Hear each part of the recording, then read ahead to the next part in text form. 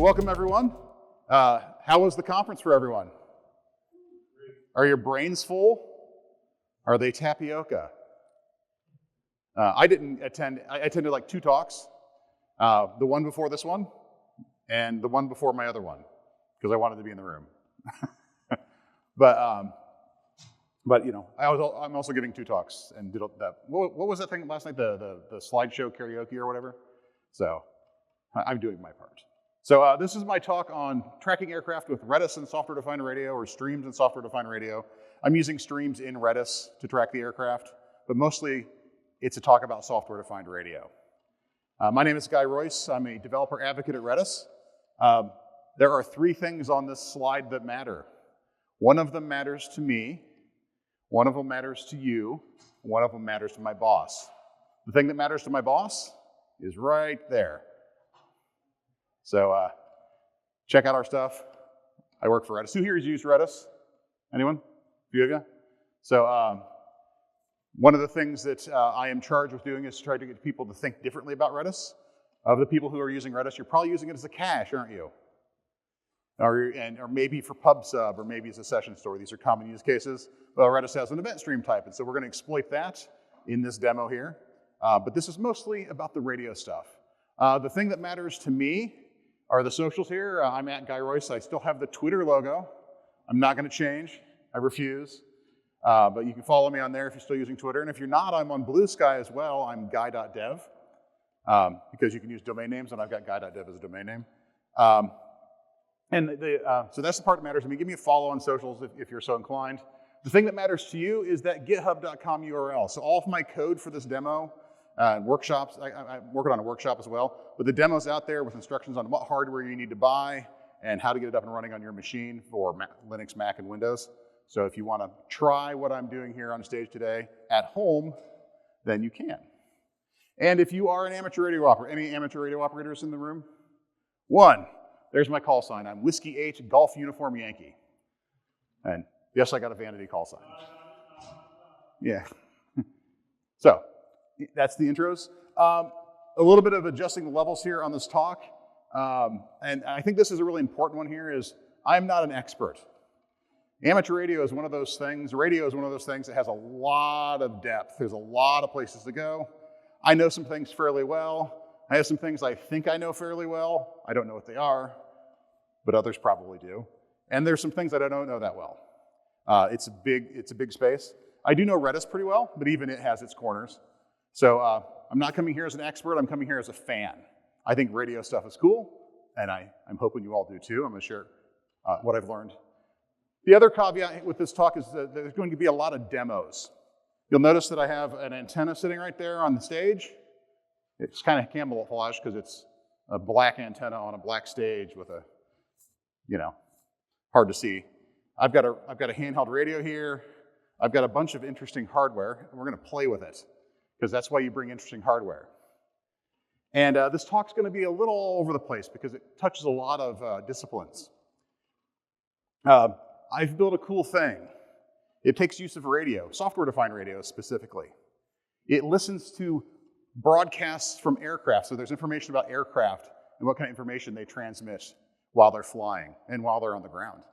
I'm going to use event streams to capture all this data, and so that's, we're going to talk a little bit about event streams. If you use Kafka, then you know what I'm talking about. And we're going to be using Redis as our database where we store. Actually, we're going to use streams in Redis to store this. So there's a lot of topics. They're going to get touched lightly, as time permitting. So we'll start off with the first question. What the heck is a software-defined radio? Well, it's a radio that you plug into your computer. It's got a place to plug in an antenna. It's got a place to plug it into your computer with a USB port. And if you are taking this through the TSA, like I have to do whenever I do this talk, you need to make sure you put proper labeling on it. They're like, what is this? It's a thumb drive. Okay. But it's a radio that you plug in your computer. And what it does is it literally, from the antenna, it samples, it does what antennas do. It picks up radio frequency, electromagnetic radiation, and samples it. And you can control it over the USB port and say, go to this frequency as your center point. Give me however much bandwidth that I can select at a particular sample rate. And so it'll say, you can get like a narrow bit of bandwidth with a frequent sample rate, or you can get a wider bit of bandwidth with a slower sample rate. And that's what it does. And what's interesting about software-defined radios is they are like regular radios, but with less stuff. So this radio here on the left is a Yaesu FT991A. It is the radio that I have at home. It costs $1,200 when I bought it new. It's probably more because everything's more expensive. And it will talk on pretty much every band that you want. It's a shack in a box, as they say. And inside of this radio is a lot of circuitry. Circuitry to demodulate the data, the signals it picks up. Circuitry to amplify and denoise and decode everything that it's receiving. Because it's got a headphone jack and you can just listen to it. And so it does everything you need to do. On the right, there's a Baofeng. I have this Baofeng right here. These are notorious to be made out of, they are very cheap, inexpensive radios. This one is $25 on Amazon when I bought it new. It talks VHF and UHF. It's local, and it's kind of limited in what it can do, but it's cheap. It's a cheap entry point into the hobby. People like to joke that it's made out of Chinesium because it's, I don't know what it's made out of, but it's cheap. But this radio also has things to take the FM signals that it receives and demodulate them, and turn them into audio. A software-defined radio doesn't need to do that. Software-defined radio is just sampling raw spectrum with some basic controls and sends it into the computer, and then software does the rest. And so instead of having to have a bunch of circuitry, you have software. And so you just need basically a tuner, and that's really, and something to sample it and digitize it and send it to the computer. The computer can then do the rest. And that's what software-defined radio is. But it's easier actually just to show you what software-defined radio is than it is to talk about it. This is sort of my quick definition of it. But I'm just going to go ahead and show it to you. And so I've got one of these RTL SDR dongles, the one that had the 128 gigabyte sticker on it, plugged into my computer right now. I would show it to you, but then I would have to unplug it. It's plugged in, and it's hooked up into that antenna right there. That is an antenna designed to pick up pretty much what this will transmit. But it'll pick up other things too. And so we're going to see what we can pick up with it. And we'll see if we can hear the audio. I may lean into my computer so you can hear the audio. Let's go ahead and find the software. So this is a piece of software called SDR Angel. As soon as I hit this play button here, it will start sampling what it's picking up at the spectrum. And I've got it pointing to 146.52 megahertz, which the one ham radio operator in here knows that is the national 2-meter simplex calling frequency. And there's a little part of me that's hoping someone will hear me and respond, because that would make a cool demo, but it's probably not going to happen. But we'll start with another thing. We'll go to, let's go to an FM radio station. So we'll go to 0, I wasn't expecting a signal there. 89.2, I think, when I checked earlier, there's a radio station. Is that a radio station? 89.3? That looks like a radio station. What is it? I'm looking for a stronger one. There's a better one. That's a little stronger. Let's see. But you can see the radio signal streaming down, right? There we go. That's a strong one. 90.1. Is this a music station? It's NPR, perfect. I'm always concerned that these videos end up on YouTube and then I play some audio that has like music in them and that it'll get a copyright strike, and that's totally unfair to the organizers. So I have tuned this software-defined radio to 90.1 FM, and if I just add a demodulator, don't worry about the fact that you can't read this interface. Neither can I. And this is a great piece of software, but it's really funny to me that ham radio is very much considered a little bit of an old man's hobby. Well, maybe some of you can change that. But for an old man's hobby, you'd think they'd make the font bigger. I haven't figured out how to adjust the font in this application. So I'm going to go for Broadcast FM Demodulator. Hit apply. And let me turn the volume up. is also a China hawk, Marco Rubio. The question is, can you hear it? Do you think the U.S. will continue to provide a version of a security? So I've just done radio with extra steps.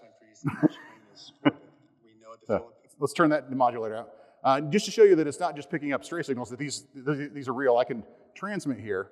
I'm going to go to 146.52, and then I'm going to add a demodulator that is narrowband FM.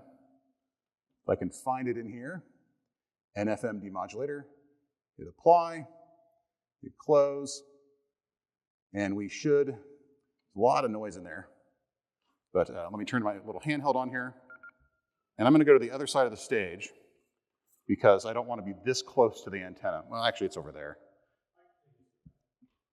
Oh, you want to do it? Huh? Okay, perfect. There you go. It should be on 2-meter call already.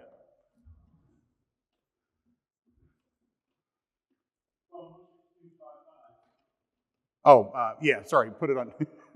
Well, is the little tick on the up top or on the bottom? Let me see here. I don't have a particular model of these. I have the AC. Hey, it's on 2-meter. Yeah, it's got two bands. There's an A and a B. Oh, okay. I've got it on A right now.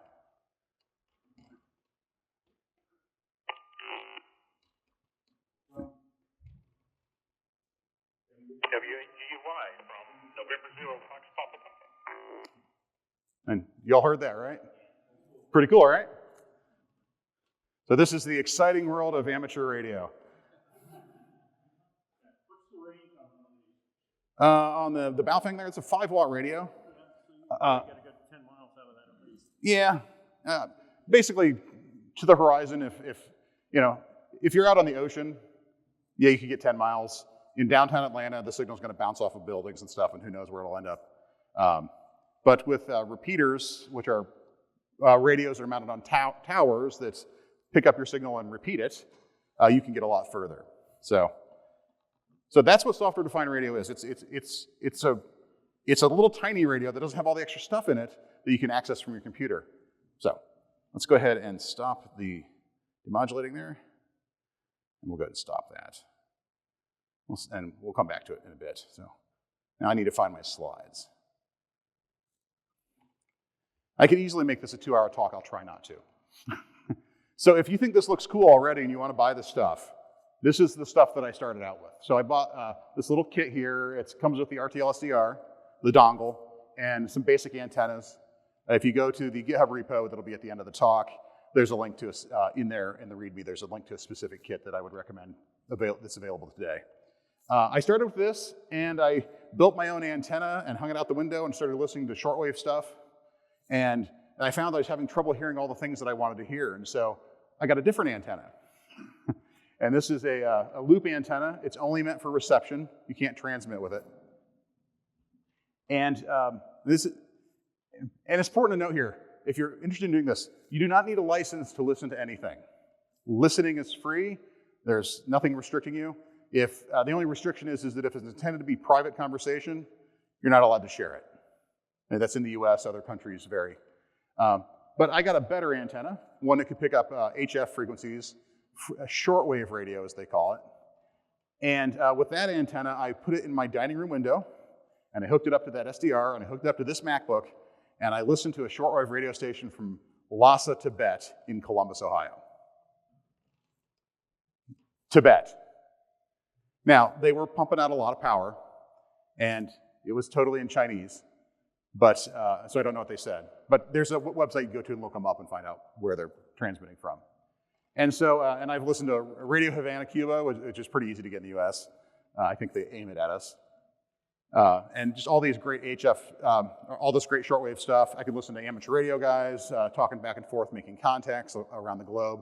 And so this was the next step I got. And then at some point I got an up converter to make listening to the HF stuff better. The newer ones don't require this. The new SDR is actually HF compatible. And so you don't really need the up converter anymore, but it's still a nice little piece of kit.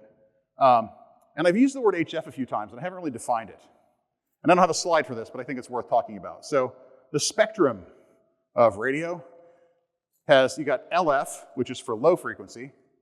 You've got MF, which is for medium frequency, not something else. And you've got HF, which is for high frequency. And then you've got VHF, which you've probably heard of because of television, which stands for very high frequency. And you have UHF, which stands for ultra high frequency. And basically, like VHF is 30 megahertz to 300 megahertz. And UHF is 300 megahertz to 3 gigahertz. HF is 3 megahertz to 30 megahertz. And so this is the pattern. And depending on the band that you're using, if HF has this wonderful property of bouncing off the ionosphere, and so you can go all over the globe. Whereas VHF and UHF go right through the ionosphere, and it's good for talking to satellites. And it's good for local stuff. So I'm throwing these terms around. I thought I should define them. So, and this original RTL-SDR didn't do HF very well. There was a hack that would make it work, but it was noisy. And so I got the upconverter to make it get cleaner signals. The newer RTL-SDR version 4 actually supports HF out of the box, so you don't need the upconverter. But it's still a nice upconverter. So that's the hardware. For software, there's some options. There is SDR Sharp, if you're a Windows user. Any guess what that language this program might have been written in? It's written in C# for .NET. This is probably the most popular software-defined radio software out there that lets you it does what I was doing earlier. It lets you tune into different things. So if you're a Windows user, this is a good option. GQRX is older, but it works great on small scale. Like you can run this on a Raspberry Pi. Runs on Linux really well. Cubic SDR is one that I ran on my Mac. I found it was fairly straightforward, but didn't do a ton. And by far my favorite is the one that I used here is SDR Angel. SDR Angel is kind of complicated. The learning curve's a little steep, but it'll do almost everything. So I can pick up satellite images off of NOAA weather satellites with it. I can decode pager messages. I can decode packet radio. So there's all this data out there that it knows how to decode, as well as just like AM and FM broadcast and all the audio stuff that's out there. And so I think this is SDR Angel is what I go with. It's a little fiddly, but it's worth checking out. And I mentioned that there were data formats. So there's a lot of data out there. It's not just audio. Morse code is still heavily used. I don't use it because I haven't learned Morse yet. I haven't learned CW, but we do have a Morse operator in here. It's something that I'm thinking about, and it's arguable that it's not really data. It's more like handwriting, because the way someone keys a straight key or a paddle is kind of distinct to that particular user. It's like it'll drop things off, and people can actually recognize different radio operators who are doing Morse code by what they call their fist. Incidentally, that's where the word ham radio comes from. It's from the telegraph days.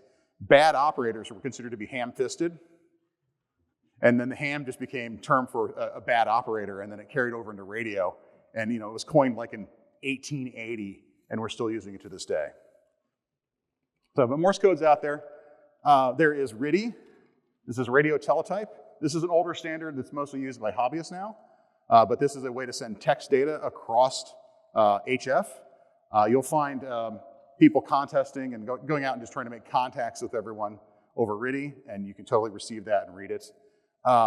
You will sometimes see RIDI transmissions outside of the ham bands that are, well, when you decode them, they don't have any meaningful data in them.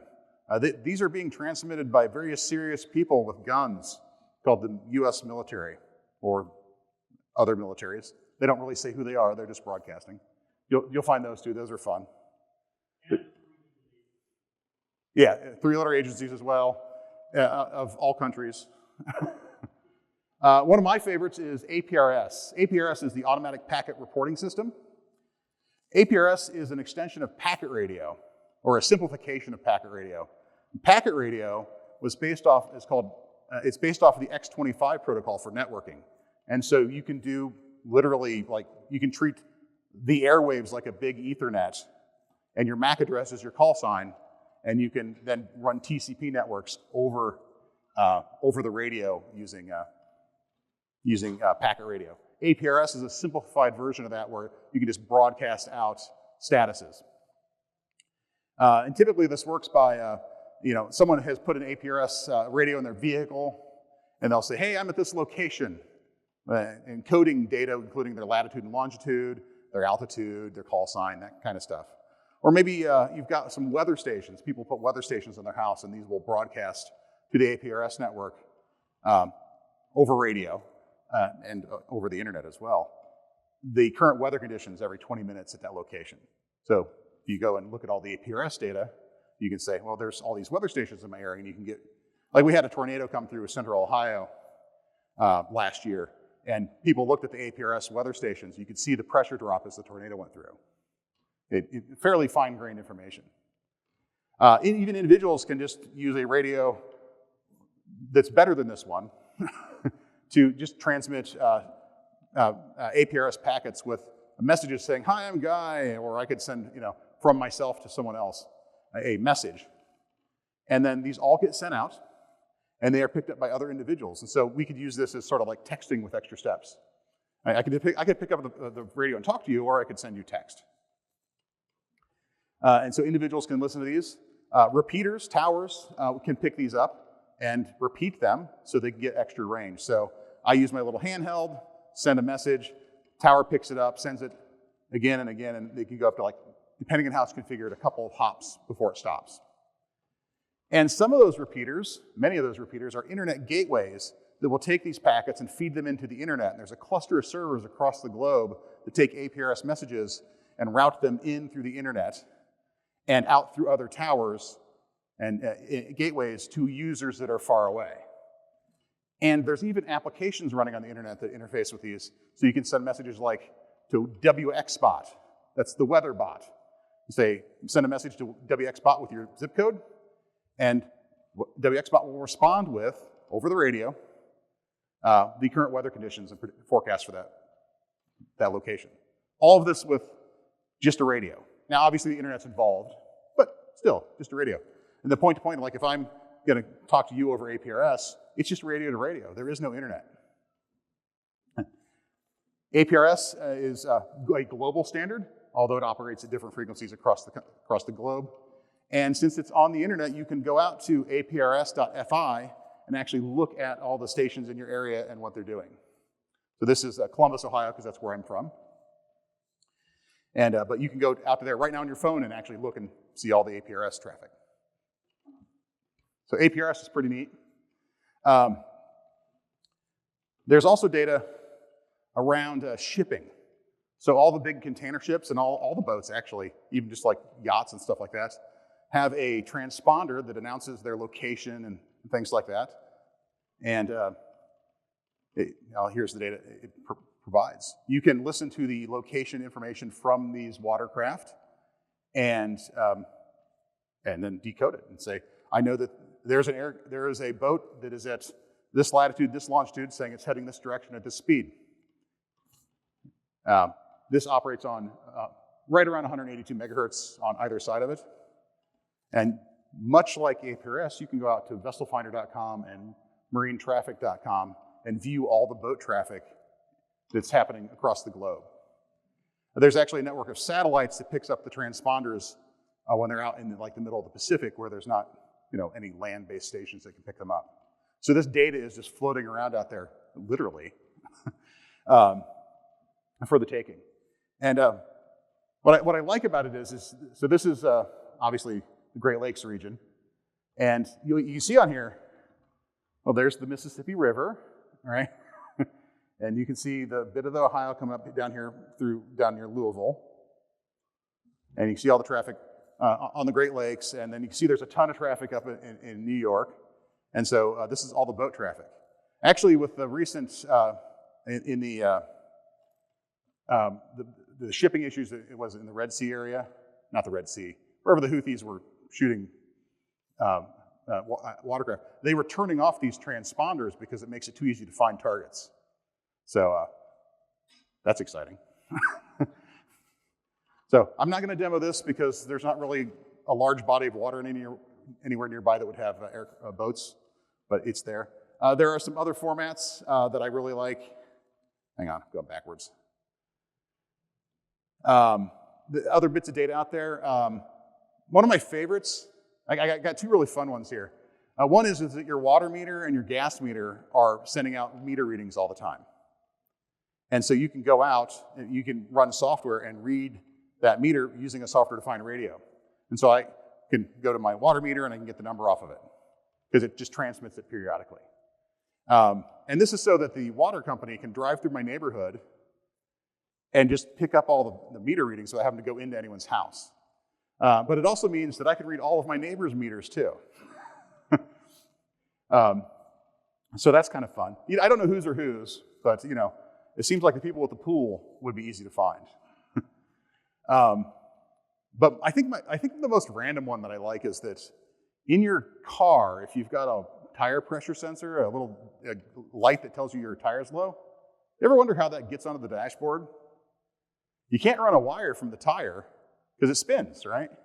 There's a little radio transmitter in there that takes the air pressure of the tire and the temperature and sends it out in the clear, and your car picks it up and displays it. In fact, when they first introduced this thing, I think it was Volvo did it, and if a Volvo sat parked next to another Volvo and one had a low tire, both of the lights would go on, because it's just a radio transmission. You can pick this up and decode it and say, oh yeah, it looks like a car with a, sometimes you can get the brand name of the car, sometimes not, whether it's an aftermarket one or an original.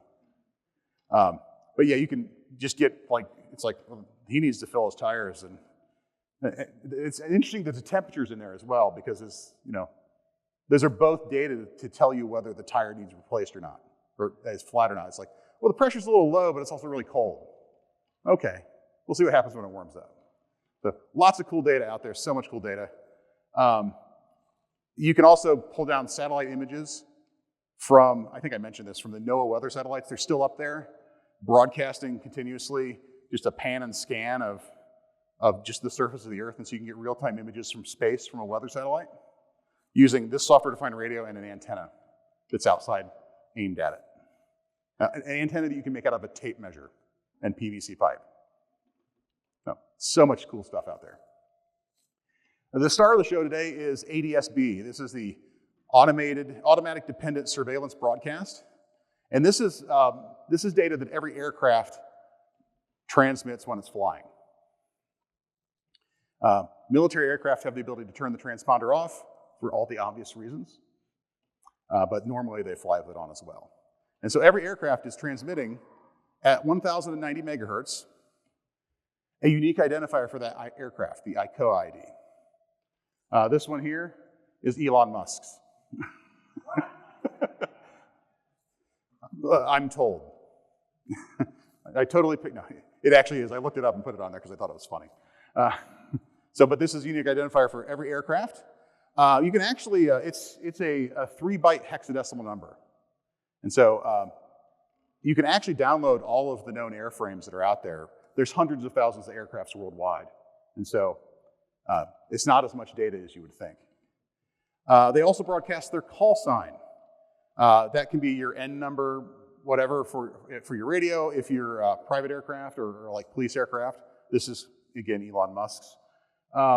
If you're a commercial flight like Delta Airlines, it'll usually be the flight number, so like DAL 00, 28 or whatever. And if it's a military aircraft, it's just whatever the pilot felt like putting in there.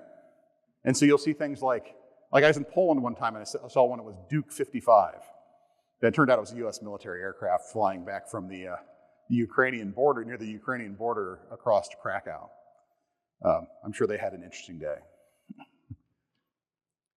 It also transmits the altitude in feet, because that's the standard for aircraft, for aviation, is feet. They don't use meters or anything. The speed in knots, the heading in degrees, of course, and your location with a latitude and longitude. And so there is a piece of software with the software-defined radio that makes this easy to gather this data. It's called Dump 1090. Dump 1090 gives you this nice little column-based visualization of aircraft in the area. You see there's a Dabjet 55. That's totally a military aircraft. I think it was, took this screenshot in Columbus, and that's probably something near Wright-Patterson Air Force Base in Dayton. So, and I'm going to demo this, and hopefully we can pick up some aircraft, but I need to swap out my antenna because I've got an antenna specially made for picking up aircraft. And I might need a volunteer from the audience to take it closer to the door because I don't know if I'm going to be able to pick up anything. If I'm not, I have this setup running in Ohio on a 25-foot mast, and I pick up like 360,000 messages an hour. So, and we may need to open the door as well. So there you go. Yeah. And that's about as far as it's going to go. Whoa, whoa, whoa. We just unplugged. Yeah. Yeah. If this were Ethernet, the ether would be falling out. All the RF is escaping. Yeah. There we go. And How long is the RF? and that's about it right there. I don't have a ton of cable. And yeah. Okay, let me Lord willing. Okay, let's go ahead and see if I can get dump 1090 to work. Okay. We'll go here, dump 1090 --net. --net means that we'll listen on a couple of different ports that we can connect to later. --interactive gives us that nice display. See if we can pick anything up. Okay, it did not find the SDR. I think it got unplugged. Let me re-plug it in here. Oh, I know what's going on. This is still running.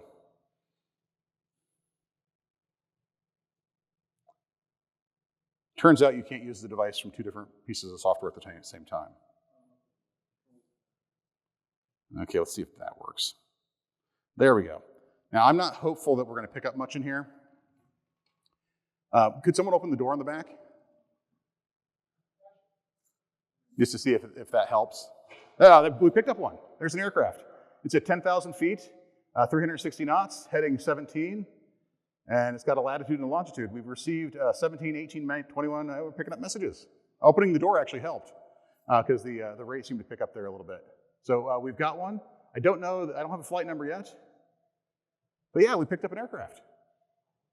Cool, right? Okay. So I'm going to go into here and show you that if I do netcat, localhost, and it's, what's the port? 30,002, we should see, there. So this is the raw data coming in that the software is parsing to put on the screen. So this is the raw data. Right? Think you could parse that? If you knew the encoding, probably. It's just hex. But it turns out that dump 1090 is super nice, and it gives you a CSV layout. Think you could parse that? Yeah. Well, that's what we're going to do. So you can go to set it down now if your arm's getting tired here.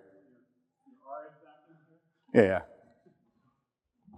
And we'll see what we can, if we can put stuff on a map. So what I've done is I've taken this data, and there's actually a library. I'll find my slides here.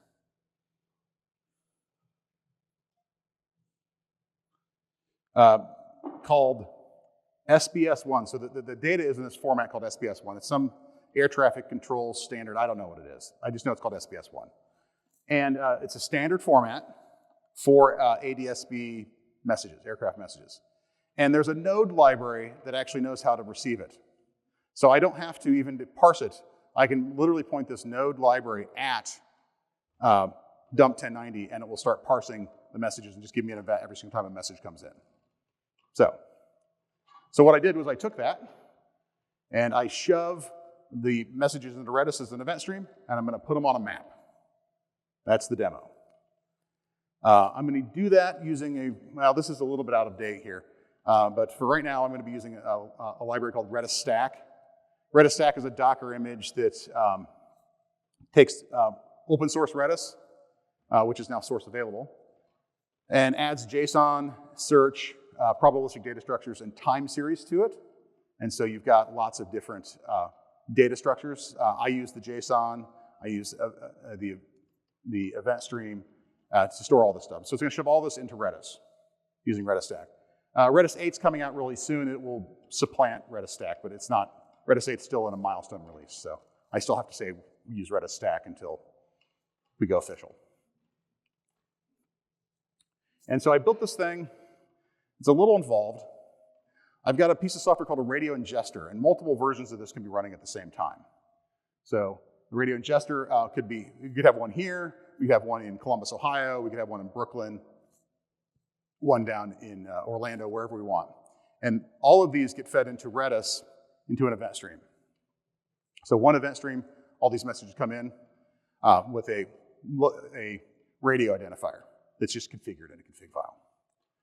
Then I've got a radio consumer that processes that stream, and it writes out JSON documents with the current status of that aircraft. So as new messages come in updating the status of that aircraft, we update the JSON document. And then we've got a flight API that uses search to query those JSON documents and say, you can do things like, give me all the aircraft that are above 10,000 feet, or give me all the aircraft that are within 5 miles of a location, or give me an aircraft with a particular identifier. And I created a flight events microservice that consumes that event stream and shoves it down a WebSocket. And a little UI that brings these all together, and a little API gateway that makes that usable. And this is the monstrosity of a bad microservice architecture that I've put together. The current version, actually, I've combined a bunch of these servers together, and that was a mistake because what I discovered was that I get 360,000 messages an hour at home, but it takes 30 milliseconds to process a single aircraft, which means I can process about a third of what I need to in the time that I have. So I need to actually break it apart again and scale it up horizontally with multiple radio consumers. But be that as it may, this is the basic architecture. So I'm going to talk a little bit about how this works, and then I'm going to demo it. So in Redis, we connect to things using Node Redis, and SBS1 is how we connect to dump 1090. To connect to dump 1090, we just say sbs1.create client, give it a host and a port, and then to create a Redis client, we say redis.create client, give it a host and a port and a password, and then we do some error handling and say connect. Boom, we've used Node to talk to Redis. If you were in my talk yesterday, you've seen this already. The code then waits for messages. So SBS client on message, and then we get a message. It's just a JSON object. It's just a JavaScript object, actually, with all of the fields that are available in the message. We process that message by turning into what I call an event. We pull out like the radio ID, which is in the event stream, the aircraft identifier, which in SBS1 they call it the hex ident, and there's a type of transmission and timestamps and a bunch of data like that that are pretty static. And then a lot of the data isn't in, each message doesn't contain all of the data. One message might contain the call sign, and another message might contain the latitude and longitude. Another one might contain the climb. And so I just I add the things that I can to the message, and then I shove them into an event stream. So who here has used event streams before with like Kafka? A few of you? Okay, well, I'll explain what an event stream is really quick, because it's germane to how this thing works. And an event stream is a stack of things that have happened with data associated with them. And so in the case of Redis, you've got an event, and then keys and values that are data about that event. The ID of the event is a timestamp. This timestamp is made up of the number of milliseconds since the beginning of 1970, and a serial number or sequence number if you have more than one message per microsecond. And so what happens is you add things to the event stream over time. It's an immutable log of events. So we can add a thing, and then we can push another thing onto it, another thing, and it's kind of like a log file. Hey, a thing happened. Hey, another thing happened. It's a point in time. Each event in an event stream is a point in time. And they stack up on top of it themselves over time. And so this is a natural fit for aircraft transponder messages because an event happened. An aircraft announced its presence. It says, I'm an aircraft, I'm here. That's an event. Put it in the stream. Another aircraft says, I'm an aircraft and I'm going this fast. That's an event. Put it in the stream. In Redis, we use the xadd command to add things to a stream, and only like 3 of you raised your hand to say you've used Redis, so I'll kind of go over this quick. But Redis takes little commands, and then you give them arguments, and it does stuff. It's kind of like SQL that way, but different. So xadd adds to an event stream. That little star means make up the ID for me. I don't want to create it myself. And then we add our aircraft data, key value, key value, key value. So here we have our aircraft ID and our call sign. Again, Elon Musk. And you can read a stream using the xread command, and you can give it a key to start with, or you can give it a special key to read at the end. And to either start consuming this stream from the end, or you can consume it from the beginning of time, depending on what you want to do. So this event stream just represents all the aircraft that were captured from the time that it was created to the present. And you can read this, you can use this data in lots of ways. My example is using it in just go to the end and just give me the new stuff that's coming in. That's all I care about. But you could go in and go back to the original and replay it from the beginning of time, and then replay all the aircraft activity over time. So that is something you could use an event stream for. And this is another add. I don't remember the point of, yeah. So what you tend to do when you're reading this is you pass in the ID you want to start with, and then you pass in the next ID that you got, and the next ID, and the next ID as you progress through the data. You can read, of course, more than one event as well. In code, which is, I think, the more salient thing here, the thing we're more likely to do, you just call the xadd command in node Redis, give it a key name, give it an ID, and give it just a simple JavaScript object with key value pairs that you want to add to it. And behind the scenes, it just calls xadd. Then once we have this event stream populating from the radio ingester, then we can just xread block and wait for new stuff coming in. And so if I add something while the block is waiting, then it'll return and I'll get data back. In code, this looks like this. This is the code that I actually use. I sent the current ID to $, which is give me the next thing that you get. And then I loop forever, and I call xread with that next thing that you get. I wait a second, and I want just to get one thing. And that turns into an xread command. And then if I get null, that means nothing happens, so just loop again. But if I get something, go ahead and process the event and update the current ID. Processing the event is just a matter of deserializing all that data that was in the event stream. And this code, the details of this code is all on GitHub, so it doesn't matter. No one's reading it, it's fine, I don't mind.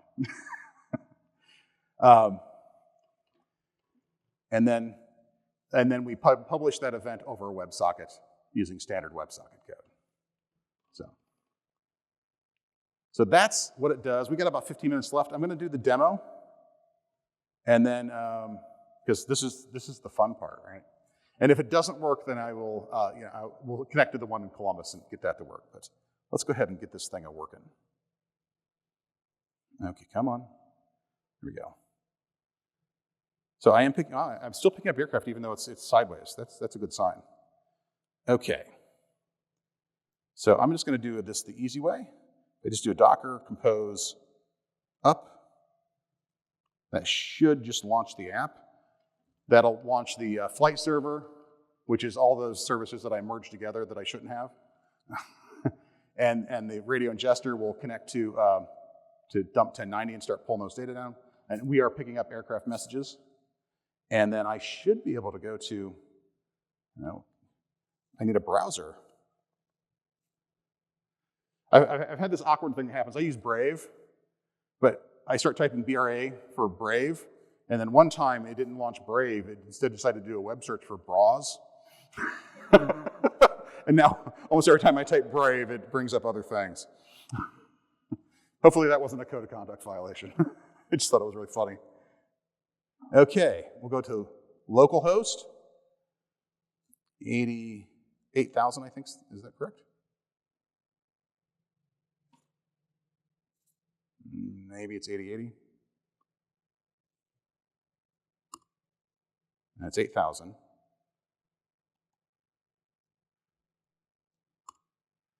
What is going on here? Ah, there we go.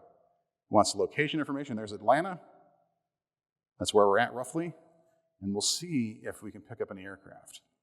Now, one thing about this is that the antenna is horizontally or vertically polarized. So everything comes out like this. From the aircraft, it's hanging upside down. And here it's right side up, but that doesn't matter. And so when you lay it down, you won't pick up anything as much, but if you hold it up, you'll pick up more. There you go. Yeah, you open the door again there. That's right. There we go. And hopefully we can get some aircraft. I'm not seeing any on here, so that's a bad sign. But we got some earlier, so we know it's possible. We just have to be patient. It says it received 9 messages and spotted 2 aircraft, but it probably, so I keep track of it down here. Oh, there's one. Hooray! We got one.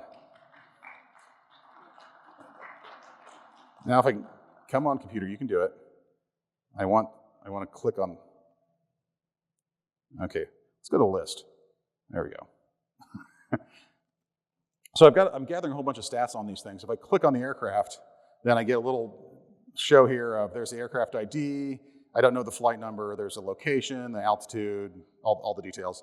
If I click on that number, then I get information about that aircraft, including like some if you really need a P95 number for the velocity of aircraft, we are gathering that. We've got a total 56 messages received, 2 aircraft spotted. If I go to stats, you can see the stats on all the aircraft. And there's that list. I was hoping we get more than one aircraft. Okay, this is Delta Flight 2831. So we've identified it. If we go to FlightAware, we can see that it's going to Louisville, Kentucky. So that's nice. Obviously, that's on the internet. But here's the cool thing about this, right? Okay, so yeah, we only picked up 1 airplane. Yeah, you can see it moving, right? We're getting updated messages, probably because that is facing in the right direction, because there's like a lot of building behind us blocking the signal. But the cool thing here, you got to remember is that none of this information is coming from the internet. It is all coming from that antenna right there. The only thing coming from the internet here is the map. And I mean, how cool is that, right? There's all this information floating around out there, and you can just pick it up with an antenna. No internet, no nothing. And so this is what gets me excited about this every time. So I was hoping I'd pick up more aircraft. I could make this run against my Ohio node, but I have to change a bunch of config settings, and that's a pain in the butt. So we're not going to do that. But and we are at 12 minutes. We have plenty of time, but yeah, okay. Well, we picked up 1, so that's good. And I will say that you can go ahead and set it down. Unless someone else wants to volunteer to be the Statue of Liberty. Anybody else feel like a tracking license? So yeah, we picked up an aircraft. We even got a call sign out of it. It's great. Let's see, did it show up here? No, it's gone now. So it was there. So this one will probably fall off the map here pretty soon. But yeah, it's all coming from the airwaves, nothing from the internet. So what else do I have here? The next slide is, are there any questions? Yes, sir. With the data that you get, are you able to like calculate their bearing direction? Because you then filter some of the messages and say what velocity you have. So the question is with this antenna, would I be able to get like a bearing, like a direction that they're heading in and stuff like that, and then get an idea of its location? Not with this antenna. This is a omnidirectional antenna. It's just picking up signals. It doesn't have any directionality to it. You can get directional antennas that could tell you where the signal's stronger. But that's a much more involved exercise. So theoretically possible, not practical for what I would do. Yeah. Yeah, there's like a whole field of radio where people do like ground effects radar, where it's just radio waves bouncing off of things will let you get imaging and stuff like that. I don't know, other than that it exists, I don't know anything about it. But I mean, on the plus side, the aircraft does transmit its heading and its location. And so you can get that information. At home, I've got the same antenna on a 25-foot mast, and I'm able, in Columbus, Ohio, I'm able to pick up stuff over Lake Erie, stuff in northern Kentucky, and I've picked up stuff in the eastern suburbs of Indianapolis. So that's pretty good. Now, admittedly, the things I pick up far away are high in the sky, so they're above the horizon, right? But yeah. Giant antenna at your house gets struck by lightning, or is it plastic? Hasn't yet. Yeah, I've got it grounded though, so if something happens. I mean, the equipment's still going to get fried, but it won't catch the house on fire is the hope. So, I mean, my antenna's not going to survive if it gets struck by lightning, even if it's properly grounded. But it's literally this piece of fiberglass and copper against lightning bolt, right? It's not going to survive. Other questions?